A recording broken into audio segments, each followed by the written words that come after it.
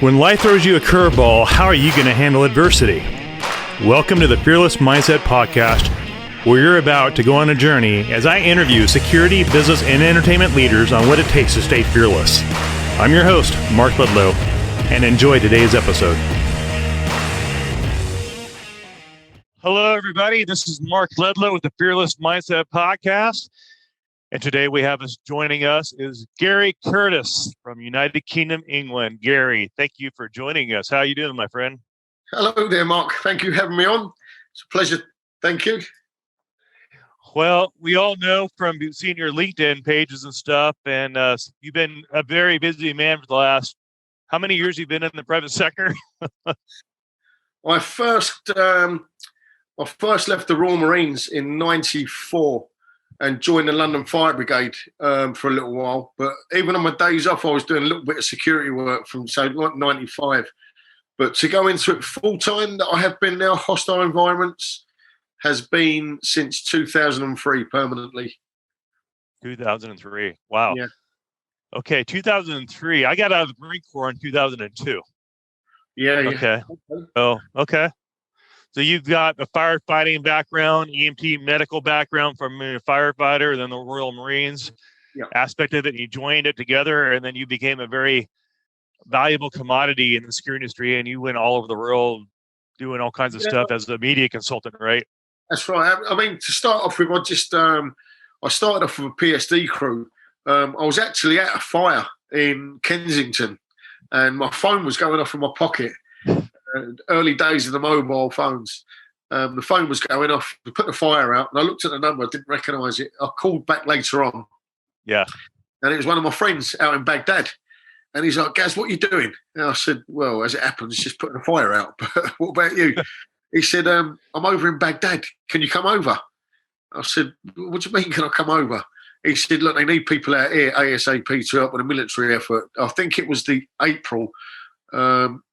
I think it was about April or May. So the conflict, the troops had pretty much, the US troops had pretty much just rolled into Baghdad, I think that month. And I flew out. I put my notice in to leave the fire brigade, and I flew out. Got on the ground doing a PSD work. And I remember the first part of that year when we got there, it was very, very quiet. There was a lot of jubilation by the Iraqis that the American forces, the coalition was actually there. Saddam was gone or out of power, and people were happy. But I think it was Ramadan that year that a huge VBIED detonated at either the Turkish embassy and a truck bomb at the UN. I think it was outside the UN building. And there was a lot of casualties, and the place just imploded from there. And obviously, we started becoming targets, as did you guys. And it was quite horrendous. I mean, when I look back at some of the diaries in that now, because I wrote a diary, if it wasn't for the diaries, and people said to me, like, "You're going to have like 150 attacks a day," you'd be like, "Yeah, whatever." But when I look back, it's like, wow, was that really going on? VBIEDs, this has been attacked, they've been shot down, they've lost somebody. It was crazy. It was absolutely crazy. But hey, I'm still here, I'm still smiling. Obviously, a lot of people are not, God bless them. Always raising a glass for them. It was tough times, but dare I say it, for me, they were good times. I found my groove. So that was the first wave of the invasion of Iraq. That was when Eric Prince had Blackwater there, paramilitary, there on the ground, because they didn't, if I remember reading his book correctly, they didn't have enough military equipment to even support the invasion. And so you were probably working with a lot of Blackwater operators at the time too, right? Well, when I was doing the PSD side, we used to see Blackwater before. They used to go down the Route Irish and hit the ground. And they was in their MRAPs or whatever they was, the birdcage things and all the armoured car. And then I knew a couple of people that were doing more like the SF role, cutting about, unshaven, shitty old clothes, nothing on show, cars had like battered window screens and all the rest of it, just normal cars. And off we would go out into the city to conduct recce's, to go and have a look at venues, etc., work hand in glove with the military. And we were, and in all the time we was there, it's very, very successful MO that we carried out. The only time that we actually got attacked was when we used armoured cars, going into the armoured 4x4s. And I thought, don't like that. Get me in a crappy old Datsun running around, I'm happy, you know. There you go. Yeah, absolutely. But no, we see they was all out there. And what we found as well, and I think with all future conflicts, large-scale conflicts, is that's going to be the way they're going to work now, is the military will conduct with the hard fighting, and they'll have civilians scooping up behind. Right. What do you see happening in the theater out there right now? I hear it's really dry, not much going on as far as contracting work overseas in the Middle East right now. There's not much happening. What are you hearing from your side? There's a lot of people, a lot of the countries that we go to, obviously they want to do joint ventures. So the Iraqis wanted to take a lot of control, and they would have a couple of expats that would go in as country manager and all the rest of it. And not that it's lost its way, there's some good guys, but the standard, the professionalism to what was out there, I believe has fallen by the wayside in a big, big way. You know, it's look. We open a can of worms? See, there's the question: is it? Did we cause all this? You know, we did. We didn't. Whatever. At the end of the day, I'm working. It gives me work. But like the IRA said in Northern Ireland, is they're in it for the long haul. You know, a military can't sustain, can't keep paying, can't keep doing that. You know, they live there, these people. It's their country. They're there for the long haul. They don't mind waiting. And I think that's what you're going to be up against. Trump has just announced that he's going to be pulling troops out of Afghanistan. I think we're going to see a massive surge of violence out there from Taliban, ISIS, other people that are on the up and up. It's. I say we. You're always going to get people wanting to be in charge when there's a void in power. You know, someone always wants to be in charge. They don't like them. They don't like them, so they want to be in charge, and they're going to fight them. And it just to and fro. You know, it's right. I think it's bad times ahead. Not so much. I think so. I think you're right. That's what I'm hearing from some of the top generals. They've been speaking on CNBC and different news networks on what they're thinking is going to happen. You know, if we do pull all the troops out, we'll have another vacuum like we did in Iraq, and ISIS will raise its head. And about ISIS, you were there on the ground with the refugees, right? Dealing with ISIS with news crews, correct? Absolutely, yeah. I mean, the thing with ISIS, well, and Al Qaeda. When you're doing media tasks, we go out and more often than not, we're not armed, you know? And obviously being ex-military, you can't be a combatant. Even though in your military head's telling you need a weapon, you need this, you can't. You've got to...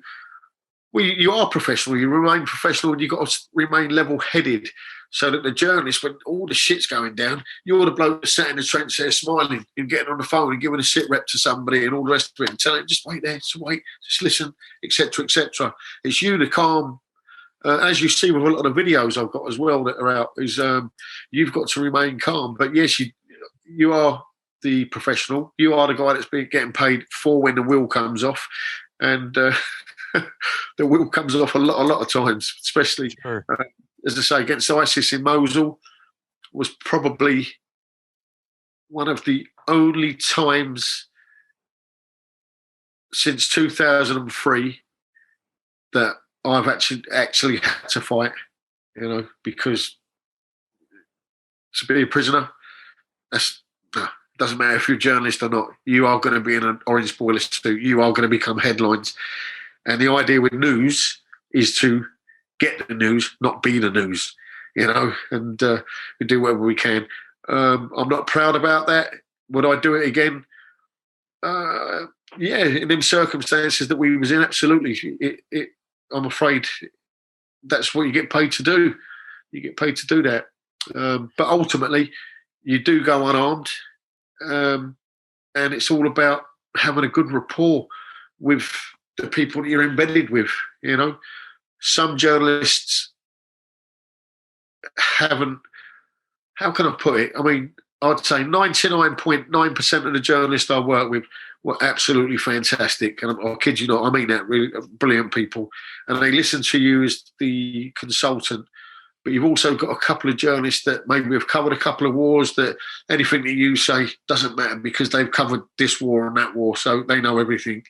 So that they can be, not all of them, can be a couple that are a pain in the arse. And then you've got other people that will try and push too much, and you're like, no, just wait. So being embedded, you basically become military again. You are the soldier there without the weapon.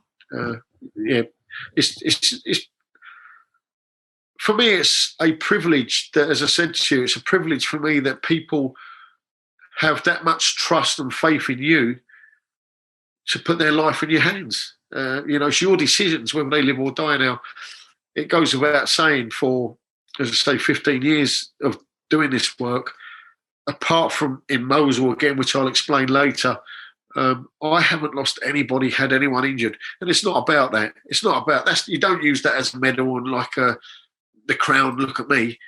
You ultimately need to get people into trouble to a degree for them to get the story, to get all the bang bangs, to get all the everything that's going on, the atmospherics and whatever, and then get them out safely as well.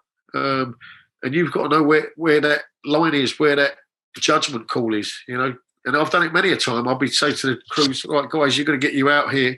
I'm going to go forward with this lot, have a little look. I'll come back and get you if it's okay.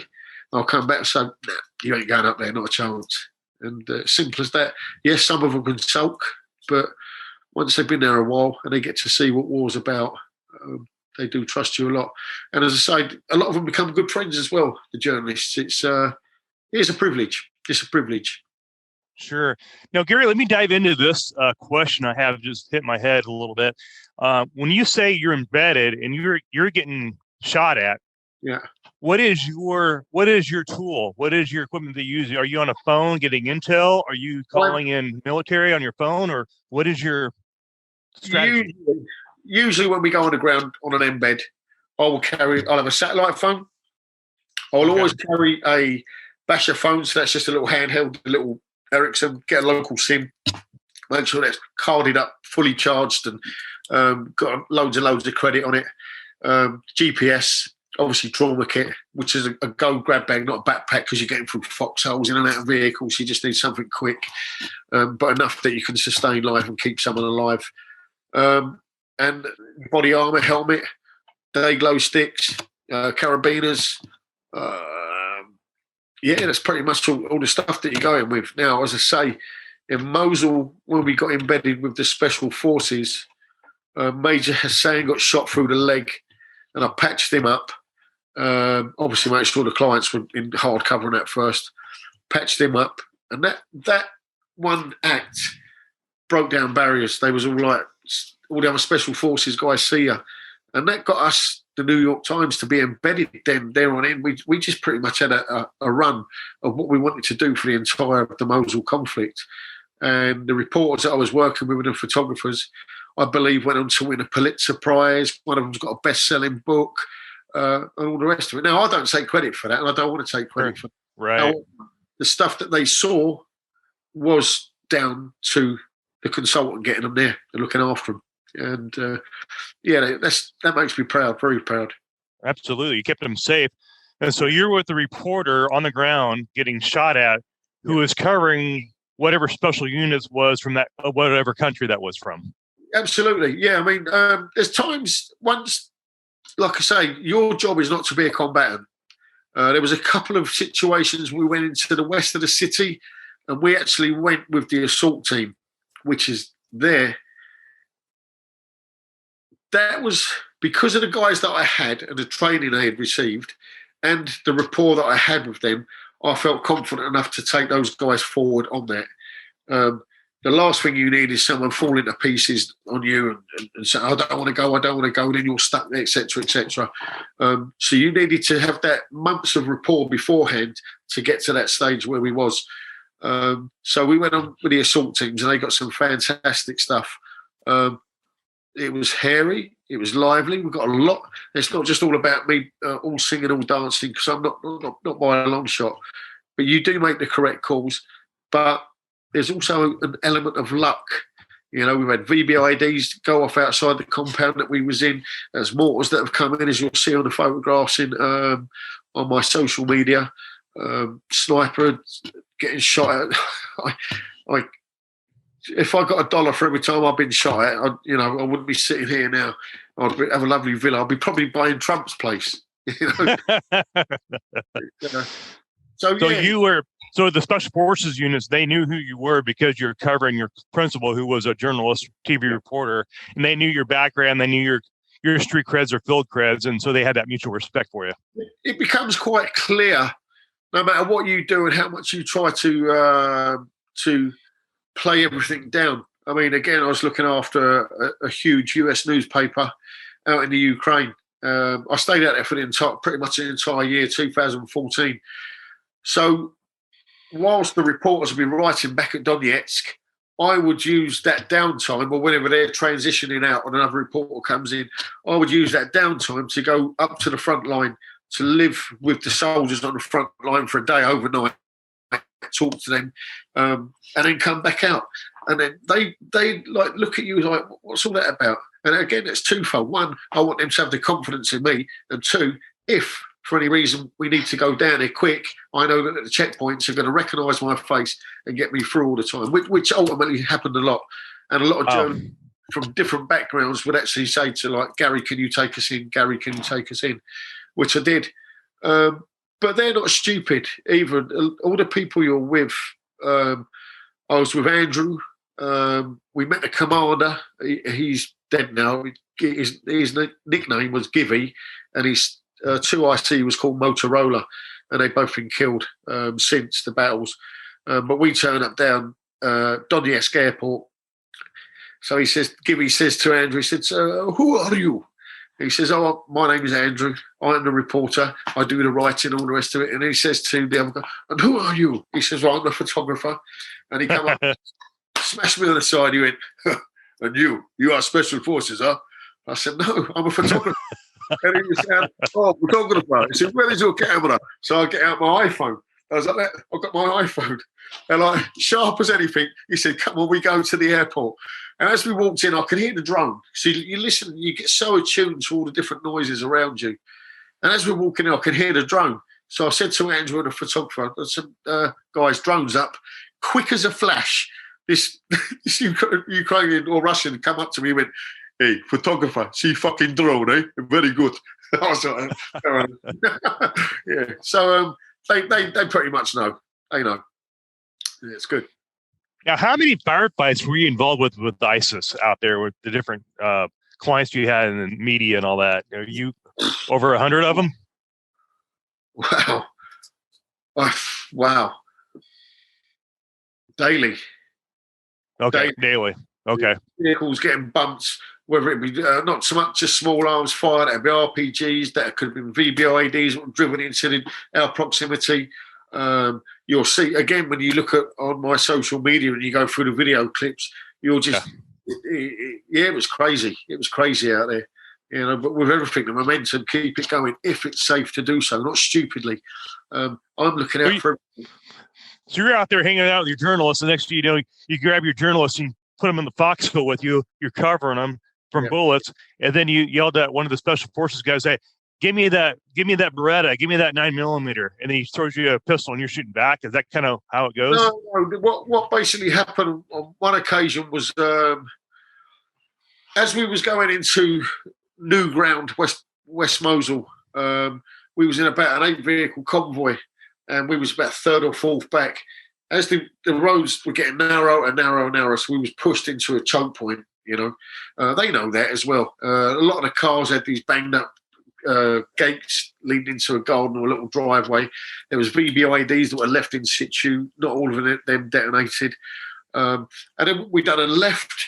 And as we turned left, we had the berm, which is about 50 metres in front. Beyond that was probably about 100, 150 metres again was the minaret and the mosque. And then, so we come down here, this little road, turn left. So our Humvee and another Humvee to the left is facing what I call is in the kill zone, and then another two Humvees are turned right. And we couldn't obviously go forward and right because of the Humvees. We couldn't go back because it's too tight. So I sat there, and the photographer wanted to get out, and I said, "No, just wait there." The Special Forces commander got out and just walked around nonchalantly to talk to the locals. He was only out a couple of minutes. So I sort of, I got up into the gun turret. We had the M19 grenade launcher. And I got in the turret and I was just kept down looking through the gap. And I thought, if I was one of them, I would take us on, you know. And then sure enough, like, bing, off of the turret. Then it hit the Humvee to the left. Then it hit the Humvee to the left again. Then the mirror on our vehicle, that went. I was like, okay. Well, the guys having pot shots, the guys out on the ground have all run for cover. The civilians there run for cover. And we started taking more rounds. The 50 cal to my left starts letting rip one of the Iraqi Special Forces guy. There's no one on the M19. And I was saying to James, like, you stay here. You need to stay here. Do not get out of this vehicle unless I tell you to do so. Like that. And I'm now thinking he's trying to put suppressive fire down for an RPG team to move in. Like, they're going to come up near that berm, pop up, and they can wig index. And to get out into fire with a sniper that was working, because he was just aiming shots wherever he wanted on the vehicle. And I was like, okay. And that's the only time I actually said, look, sir, asked the boss through my fixer. I said, ask the boss, shall I engage? And he was like, yeah. I just jumped on the 19 and stopped the attack. Boom, boom, boom, boom. Yeah, and the attack stopped pretty rapidly. So, how many hours would these attacks go with ISIL or these different terrorism cells? I mean, they go for hours or 20 minutes? It varies. Yeah, they can do. I mean, it's just there's just no rush. It's just so chilled. It's quite crazy when everyone was not blasé, so long in the tooth with war. As I say, you used to hear, you knew, like, the different explosions. You heard launches of mortars, small arms fire. You knew their drones would be up and dropping 40mm grenades on us. And it was just so chilled and whatever. And like battles would start going into dark o'clock, and then it'd be quite reasonably quiet. We'd just do a pot shots through darkness. Then you would have a call to prayer. And from what I could make out, from mosque to mosque, it was almost like they was having a bit of a slagging match. Like, now we've got this part of the town back, and ISIS saying you're not going to get this part back. And that's what I presumed was going on. And then for the rest of the whole day, during daylight, the place would just go bananas. Absolutely crazy. So yeah. How many days were you out there with SF groups with your reporter? Were you out there for months, a year, just covering them? We go backwards and forwards. So we would join in for an operation. So if they was going to clear an area, we would get permission to go in with them. They'd be like, yeah, of course, come with us. And we would go in and do that part of a mission. Because their resupply that they had going on there was amazing. For food, ammunition, water, they was bang on. They was brilliant. It's probably one of the best that I've ever seen anywhere in any military. They would boom, boom, boom all the time. And the same with Kazivacs, getting people out of there. And that was a road move, not helicopters, road move. They was good. They was very, very good. But they learned quickly. They learned very, very quickly. They had to. So the Humvees that were taking casualties out or doing resupplies, we would jump in with them if we needed to bug out. And we would then get back to where our vehicles were, which would be like an ERV somewhere further back, a few kilometres, drive back to Erbil. The reporters would then go through and do their reporting, do whatever had to be done. And I would just go down, find a gym in Erbil, do some training in a gym, do my reports, get in touch with who I had to be in touch with. Not only just myself, other organisations, NBC, Sky News, BBC, CNN, everybody had their own consultants with them. So we would either like collectively join up if we wasn't out on the ground and have a chat. What do you reckon? What do you think? Blah, blah, blah. And we'd bounce ideas off each other and let them know this is what the new MO is. This is what they're doing. It's like when they picked the drones up, when they started dropping bombs on us, like the grenades. It was like, okay, fellas, don't matter where you go, just get into hard cover. You hear that drone, get into hard cover because they're just dropping grenades everywhere. And it caused a bit of a problem for the advance going into the west of the city for a while. For a good long while. But yeah, I don't ever give credit to terrorists for obvious reasons. But what I will say is them buggers, they fought like fuck. Excuse my French. They weren't giving up anything. And I kid you not. The Iraqis had to fight for every square inch of that city. And when it comes to take the old city, all of us got together again, me and the other consultants, and said, what do you reckon? So they're going to have to level it. It's the only way. They're going to have to level the place. Simple as that. And that's exactly what they did. It's the only way they could move forward. It's just bomb, bomb, bomb, bomb. It was a beautiful old city that's no longer, really. Right. Now, what was your protocol on the ground with your principal? Was it like in the stateside, when you have a principal, they teach you in EP school, get them off the X, cover evac, get them out of there. But you're in the heat. Yeah. You have incoming from every direction. That's the thing. You have the X, get them off the X, you get them out of the car. Then where do you go? Yeah. That's the thing all of the time when you go forward. And I don't mean this in a big-headed way by a long shot, because everybody's got their own little groove. Doing immediate security is me. I'm very comfortable with that. I'm happy with that. I've got a good rapport doing it. Excellent. That's my thing. So you get some guys that come from a CP background, and exactly what you say, they get bumped, get out of here, out of Dodge. Right? We can't do that all of the time. You might have to get into hard cover and wait. There's a series of photographs for the New York Times, and you'll see on there was a food distribution going on. So I was there with the writer and the photographer. Mortars came in, like that. Loads and loads of casualties. Again, all of that's on my social media, different pictures.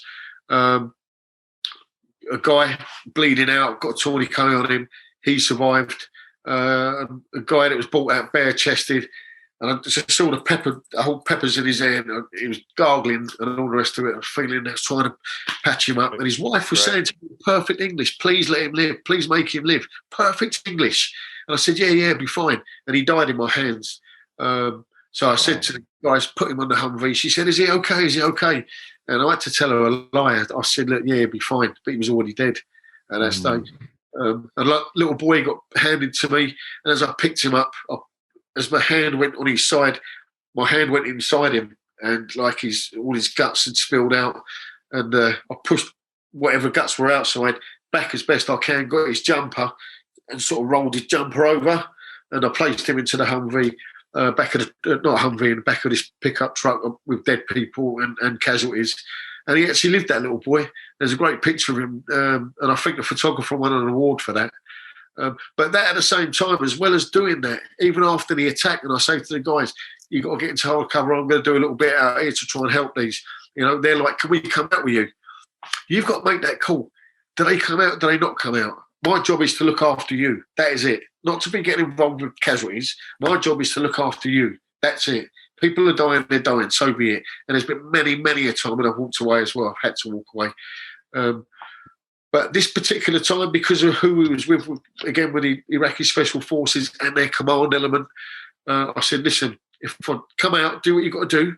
But if I hear any launches and tell you to get inside straight away, you do it. As I was working on casualties, I'm actually saying, so if you need to go in, go through that door. As we're working, if we need to go in that door and go to the next casualty. If we need to move, get behind that vehicle, go into there, And you're constantly like that. But the journalist, just like us, they pick up on every battle. Every war that you go to gets its own drumbeat. You get to learn. And that doesn't mean that you can be, they're going to finish firing in 5 minutes, let's get cocky and all the rest of it. Absolutely not. Absolutely not. But every battle, every war that I've been to, does pick up its own little drumbeat. In Ukraine after the Grad attacks, the multi launches, I'd hear them. So I just put the pilots down into a building. The rockets were coming from the north side, so we'd be on the south side. We'd be on the north side as well. So the rockets came in and out on the opposite side of a building. And you knew after that Grad attack, they was reloading, and that was your time to move. As I say, call to prayer out in Libya. You'd know about dark o'clock in the morning. It was going to kick off after. And then the next call to prayer will go quiet again, so we get our time to move. It's it's weird. It's weird, but every war has its own different type of drumbeat, and as soon as you learn that, not to get cocky with it, but it's an indicator. It gives you a way to move, to work, and do what you got to do.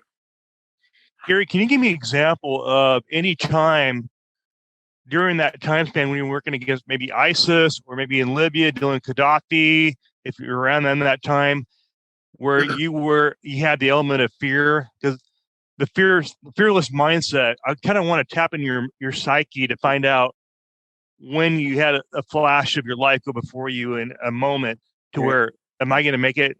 You're 50% sure you may not, but 50% may make it. You have a story you could share about that? I think probably for me, I always carry a high-vis panel, only a small piece of high visibility panel. And that is my weapon more often than not. I'll say to clients, get out, stay there, or the car, pull over there, just wait, do not get out of the vehicle, I'm going to walk forward. And I'll get out, and I'll just, as we do, to show that I'm no harm, arms out, and I'll have that, and I'll be waving. In my head, my arse is going, because you only need to have a sniper that just thinks, fuck it, I'll take him out, or a mortar come down or anything like that, even though you're listening, and I'm waving that about. And everywhere that I've been, that orange flag has saved my life. And flag. Wow. That little flag. And the scariest thing for me was a place called Slaviansk in Ukraine. The Ukrainian military was just moving in. I had a freelance photographer and a writer, Ben and Maria, and I could hear the wheels of a tank as they squeak coming into our immediate area. And we was at the SBU building, which is like their intelligence agency, and Maria wanted to go in and have a look in the building. I said, no, it was probably booby trapped. They've bugged out of here quickly. They've probably booby trapped the building. And she said, no, let me have a little look. I said, no. So with that, I've put Ben into this behind these sandbags, not far from the entrance. And as I was talking to Ben, I turned around and Maria was gone. And I was like, where's she gone? He said, I think she's gone in the building. And I was like, shit. So at that immediate time, around the corner, become the tank towards us. Running alongside the tank was all the Ukrainians with their AKs and different weapons. And I've had to come out from behind cover, bearing in mind they're advancing to contact them, so that they could possibly think that I'm enemy. And I was, fuck. So I got my flag and I was going, look, English, press, waving this flag. And I'm just looking at the barrel of a tank, which is less than sort of 70 metres from me now, with all these guys. And that scared the shit out of me that day, And I was like, and I said, in there, press.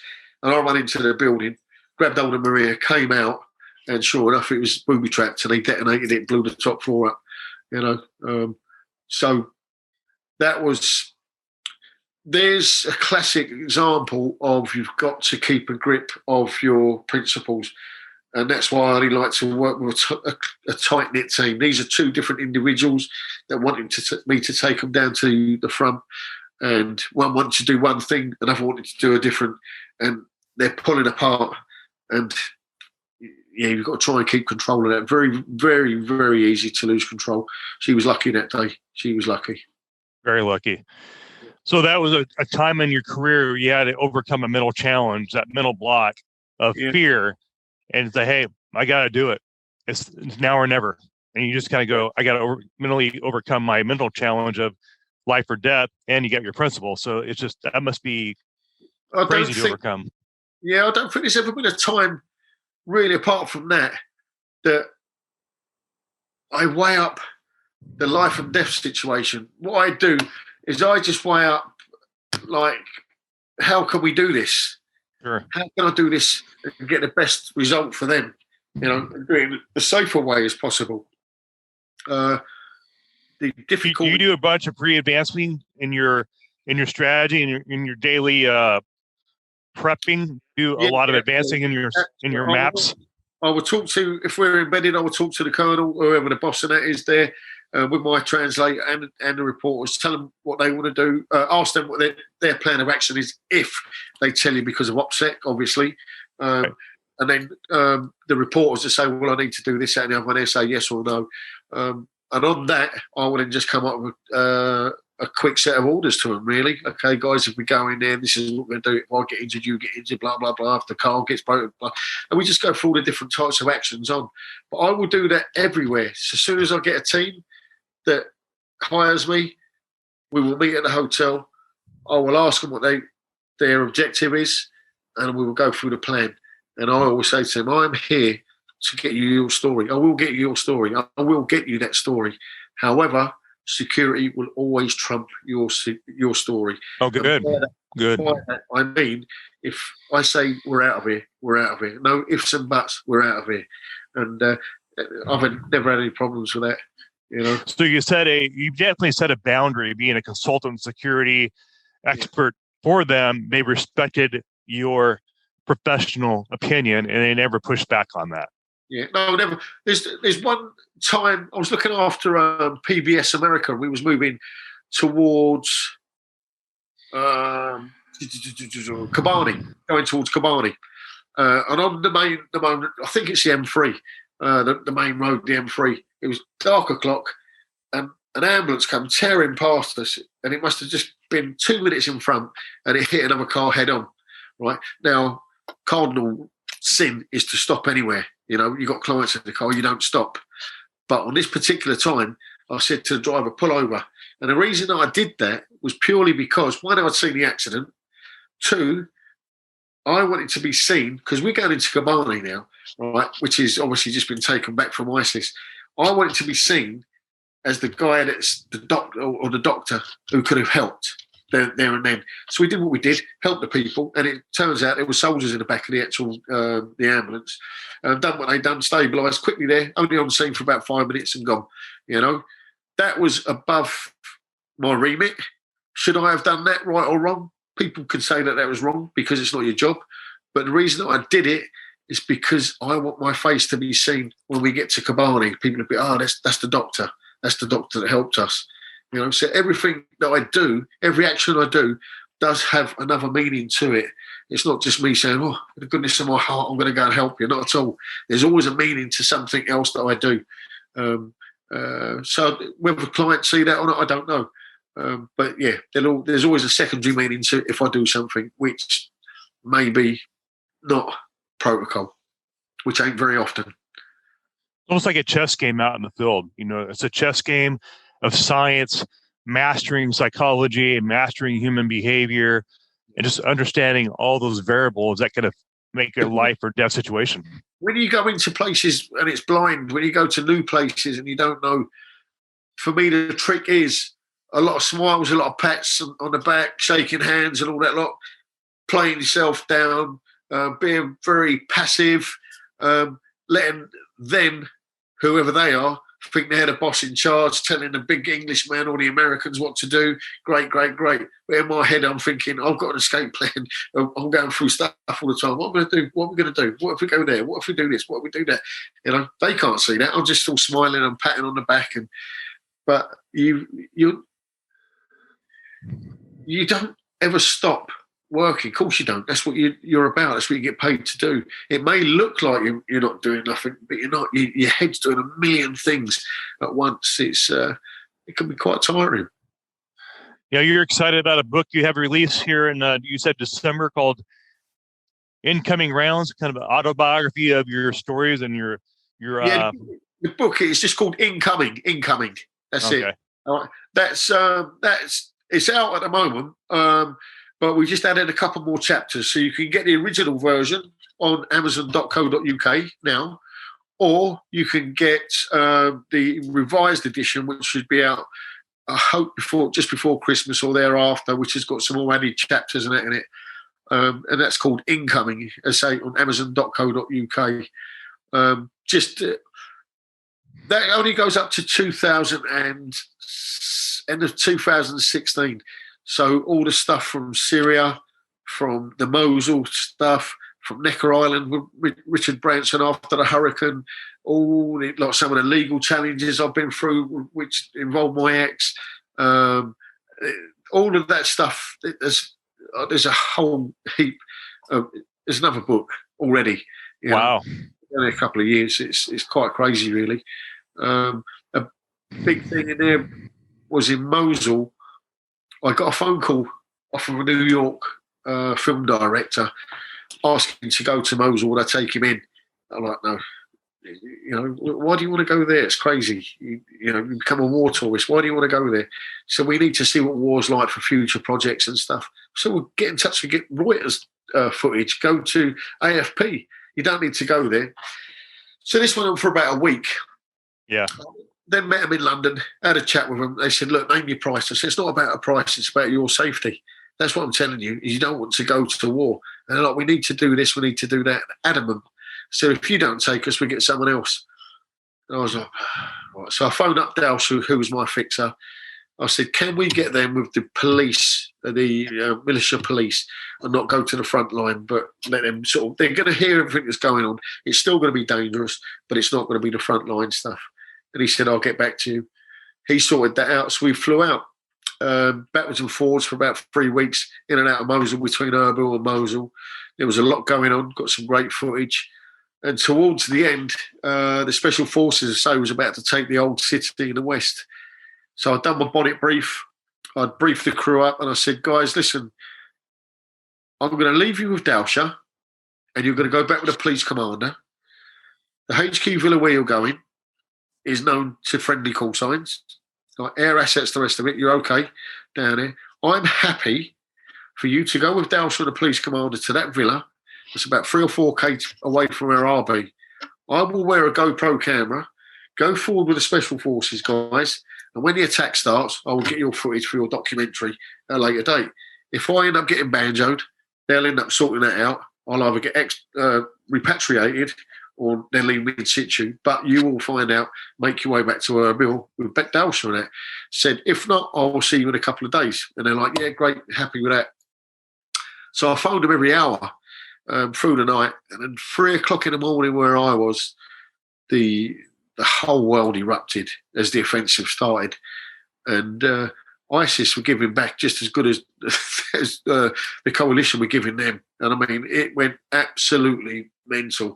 You'll see in the documentary the guy that got shot in the head next to me, and the round went straight down the middle. Didn't die, just like on a flesh wound, straight down the middle. And you'll see my hand patching him up. Now you're in that documentary, right? In that film, you're in that. Yeah. Now, did you produce that, or somebody else kind of produced that with you? This is for the film director. This is going to be something called Contractors. I'm not sure the release. Okay. That'd be out. I don't know what channel, but that'll be coming soon. And I think I sent you. Like a sizzle reel. Did I? You saw? I got that. Yeah, I received that. But anyway, these guys, and I kept phoning them still after the contact. They're moving forward, and I was saying, "You all right?" Every hour, yeah. Then just as first light come, probably about 6, half 6, Dalsha phoned me and he was like, Garry. And I'm like, what is it? He said, the helicopter's attacking us. And I'm looking up and I could see the Apache, not the Apache, the Hind, the attack helicopter doing strafing runs over us into the city. Above them was Apaches. Above them was Fast Air, and I'm thinking, okay. Mm-hmm. I said, no, it's attacking ISIS. You're okay. He said, no, we have dead people on the roof. And I was like, well, what the fuck are you doing on the roof? And he said, we was up on the roof. I went, right, I ain't got time for that now. How many of our people are hurt? And he said, nobody, it's just the Iraqis. I said, right, get down in the basement, keep your body armour on. The body armour's in the car. Thinking, I've just briefed you, all of you, from Erbil for the last 3 weeks. Body armour on, boots on, vehicles ready to go, comms fully charged. Make sure you've got your water and stuff with you. Make sure you know where the ERVs are. All of this I've gone through with you. What the fuck are you doing on the roof? Anyway, they then went down into the basement. So I'm now thinking to myself, the helicopter pilot's lit them up. He's now going to call in fast there, and they're going to blow the hell out of this villa. So I've had to make my way from the front line, like with my little flag, get onto a Humvee, go to the headquarters villa, different headquarters, see the Sergeant Major, talk to the Sergeant Major through Dalsha to get the helicopter attack stopped. And then I went to meet them at the ERV. And that, for me, was probably the lowest point of my security career, because I felt, even though that I wanted to please people because they paid me good money and they wanted this documentary done, it wasn't feasible to take them forward. It would have been absolute suicide to take them any further forward. It would have been a waste of their money coming out there. But you know what? Everybody would have been alive. My job was to be their consultant, security consultant, medic, the camera thing. That's a nothing. That's an absolute nothing. You know, I fucked up there by trying to please a client rather than sticking to my own basic rules. You know, and that was tough for me. A real tough time. Wow, that was a good story. I mean, a real story of saving lives, preserving lives in the middle of a crazy battle with coalition forces going against ISIL, ISIS, and who knows how many other terrorist organizations are on the ground supporting ISIS and keeping your sanity. And then you're with probably Delta Force, Navy SEALs, commandos from England, commandos from Russia, who knows who, you know? It's funny. I may have seen some guys out there that had accents very similar to yours. But I don't know. You don't know. Classified, right? I don't know. I don't know what I saw. Could have been on the radio. Not sure. That's a good cover story. Exactly. Yeah. But yeah, that's just crazy. The stuff you've seen and the experiences. I mean, the raw experiences with all these journalists and then interfacing with all these special forces, these teammates, and all these people that. I mean, that's such a rich experience in life that most people are afraid to even go into. Yeah, do you know what? I'm very, very grateful. Like I said to you earlier, careful what you wish for. Don't think that you're some sort of war guru, because you go to doing that. Because trust me, there's a lot of good people I know that get. I've been injured. I got injured out in Afghanistan and that.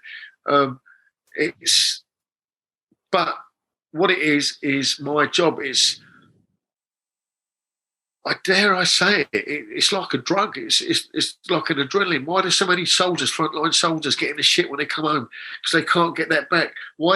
Is it so many journalists that are always the same journalists that go to conflicts? Why do they not mix it up? Why is it always the same people? Because they can't get enough of it. You don't chase it. You don't chase it, but at the same time, you want it. You know, it's almost like they want to go for that dopamine hit and psychological. Yeah. I mean, as I say, it's a very, very difficult one, because I say to people about becoming a war tourist, you know, you don't want to become a war tourist. That's just ridiculous getting yourself there. But I guess I am. I guess I'm a war junkie, if that makes sense. I'm that person that goes to war.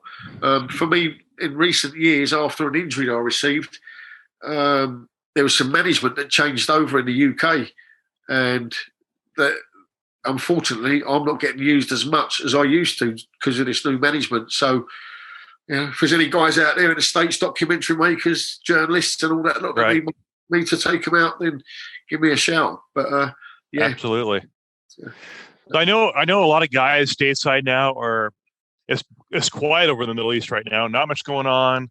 A lot of drawdowns, just not spending any money over there because it's political. And so a lot of guys stateside are bored, pulling their thumbs, and there's nothing going on around the States. And for goodness sakes, you have the companies that were embedded in the Middle East. They're now doing security work in the United States. Who would ever saw that coming? And so we have everybody sitting at home waiting for a phone call, which is not coming, and everybody's shut down because of COVID-19. and everybody's hoping it breaks open and there's something to do. A lot of talented guys and girls out there that have medical background, triple canopy, Blackwater, and there's nothing to do right now. It's just quiet. It's like there's a lot of guys that I'm seeing at the moment. Yeah. That seem to have, and no disrespect to any of you, I don't mean, but absolutely. But they seem to have, when I look at their names, especially on LinkedIn, it's almost like they've got the alphabet after their name now. MSync, this, that, da, da, da, da, da, and I'm thinking to myself, what the fuck is that? What is that shit? But that's where we're moving to now. It's all about arse covering and stuff like that. How good is your paperwork? Well, me, admin, gasmin, computers, office, ain't happening. At least you're honest about it. It's not for me. Not your strength. Yeah. So that's just the way, if that's the way that the industry is going and they require you to have all of that accreditation, then so be it. That's the way it is. But there will always be war. There will always be terrorism. There will always be, he doesn't like that person, they don't like that person, or that country, this country. And the way that I see it at the moment, after COVID, due to the amount of money and debt that countries are going into, war and equipment makes money somewhere. Yes, it's expensive to run, but at the same time, it also incurs a lot of money coming in. I don't know, but looking at a lot of the intelligence that I see, certainly from East Coast to West Coast Africa, especially across the central band, all the way through, you're seeing a lot of activity there. Again, I don't know this, so please don't take this as a given, but it wouldn't surprise me if that become the next area of operations. Africa and the new hotspot. Yeah, probably. Okay, makes sense. I've heard more stories by Associated Press covering incidents and different classified operations and missions going on in Africa than I have in the Middle East in the last 3 years. Yeah, well, that's what I'm saying to you. I mean, ISIS are on the rise out there, whatever they're AlShabaab or whatever they're rolling as these days. Right. At the end of the day, it's not us against them. It's never on us against them. I don't judge somebody for their belief. Right. Sure. I don't judge anybody for their belief. But what I do and can't sit back is innocents being hurt, injured, and brainwashed, etc., etc. And what I saw with my own eyes with ISIS and what they did to their own people, etc., etc. As I say, one of the rare times in 18 years that I actually had to fight was purely because I wasn't going to be on YouTube in an orange boiler suit saying that my government's this, my government's that, look, and then getting my head cut off. That's not happening. That ain't happening.